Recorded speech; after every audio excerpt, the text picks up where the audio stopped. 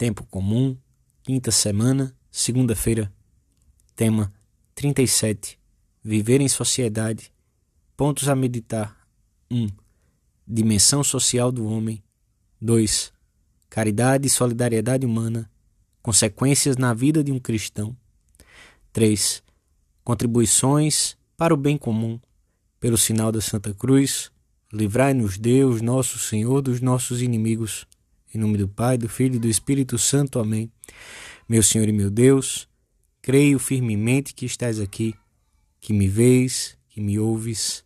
Adoro-te com profunda reverência. Peço-te perdão dos meus pecados e graça para fazer com fruto este tempo de oração. Minha Mãe Imaculada, São José, meu Pai e Senhor, meu anjo da guarda, intercedei por mim.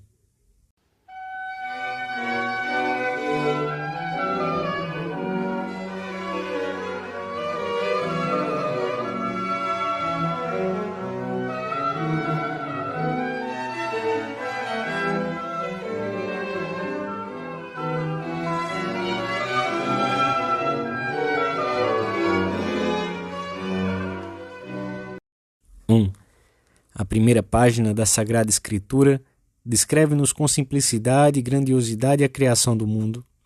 E Deus viu que era bom tudo que saía das suas mãos. Depois, coroando tudo quanto havia feito, Deus criou o homem à sua imagem e semelhança. E a própria Escritura nos ensina que o enriqueceu de dons e privilégios sobrenaturais, destinando-o a uma felicidade inefável. Revela-nos também que os demais homens procedem de Adão e Eva, e que, embora estes se tenham afastado do seu Criador, Deus não deixou de considerá-los seus filhos e os destinou novamente à sua amizade. A vontade divina dispôs que a criatura humana participasse na conservação e propagação do gênero humano, que povoasse a terra e a submetesse, dominando sobre os peixes do mar, sobre os pássaros do céu, sobre todos os animais e sobre tudo o que vive e se move à face da terra. O Senhor quis também que as relações entre os homens não se reduzissem a um simples trato ocasional e passageiro de vizinhança. Antes, constituísse vínculos fortes e duradouros que viessem a ser as bases da vida em sociedade. O homem deveria buscar ajuda para tudo aquilo que a necessidade e o decoro da vida exigem, pois a providência divina organizou-lhe a natureza de tal modo que nascesse inclinado a associar-se e a unir-se aos outros, na sociedade doméstica e na sociedade civil. O Concílio Vaticano II recorda-nos que o homem, pela sua íntima natureza, é um ser social e não pode viver nem desenvolver as suas qualidades sem se relacionar com os outros. A vida em sociedade proporciona-nos, assim, os meios materiais e espirituais necessários para desenvolvermos a vida humana e sobrenatural. Mas se essa convivência é fonte de bens, também gera obrigações nas diversas esferas em que a nossa existência se insere: família, sociedade civil, vizinhança, trabalho. São obrigações que têm um caráter moral pela relação do homem com o seu último fim, Deus. A sua observância aproxima-nos de Deus e o seu descumprimento afasta-nos dele. São matéria de exame de consciência. Vejamos hoje, neste tempo de oração, se vivemos abertos aos outros, particularmente àqueles que o Senhor colocou mais perto de nós. Pensemos se cumprimos exemplarmente os deveres familiares e sociais, se pedimos com frequência luz ao Senhor para saber o que devemos fazer em cada ocasião, e energia para realizá-lo com firmeza, com valentia, com espírito de sacrifício. Perguntemo-nos muitas vezes: que mais posso eu fazer pelos outros? A vida passa. Cruzamo-nos com as pessoas nos variadíssimos caminhos ou avenidas da vida humana. Quanto resta por fazer e por dizer? É verdade que primeiro é preciso fazer, mas depois é preciso dizer. Cada ouvido, cada coração, Cada mente tem o seu momento, esperam a voz amiga que pode despertá-los do marasmo e da tristeza. Se ama Deus, não se pode deixar de sentir a censura dos dias que passam, das pessoas, às vezes tão próximas, que passam, sem que nós saibamos fazer o que seria necessário fazer, dizer o que se deveria dizer.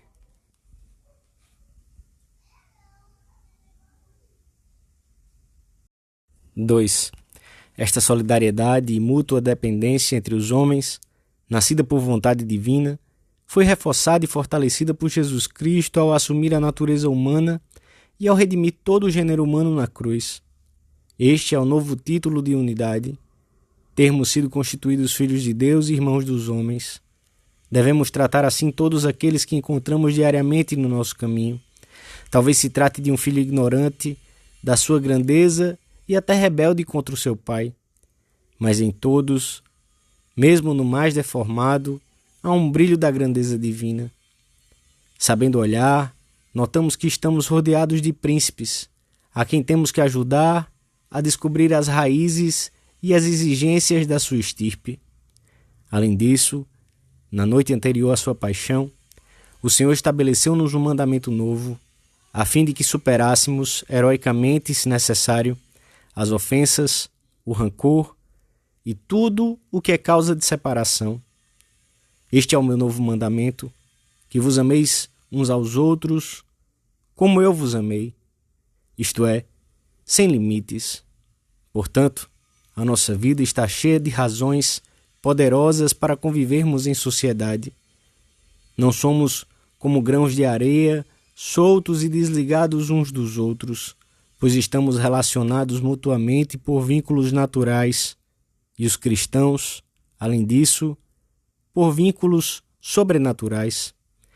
Uma parte importante da moral são os deveres relativos ao bem comum de todos os homens, da pátria em que vivemos, da empresa em que trabalhamos, do bairro em que moramos, da família, que é objeto dos nossos desvelos.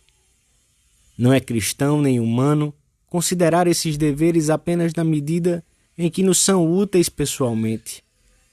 Deus espera-nos no nosso empenho por melhorar a sociedade e os homens que a compõem, na medida das nossas possibilidades. Não lhe agradaríamos se, de uma forma ou de outra, nos isolássemos das pessoas que temos à nossa volta, ou se as tratássemos com indiferença. Temos de reconhecer Cristo, que nos sai ao encontro nos nossos irmãos, os homens. Nenhuma vida humana é uma vida isolada, mas entrelaça-se com as outras vidas. Nenhuma pessoa é um verso solto. Fazemos todos parte de um mesmo poema divino, que Deus escreve com o concurso da nossa liberdade.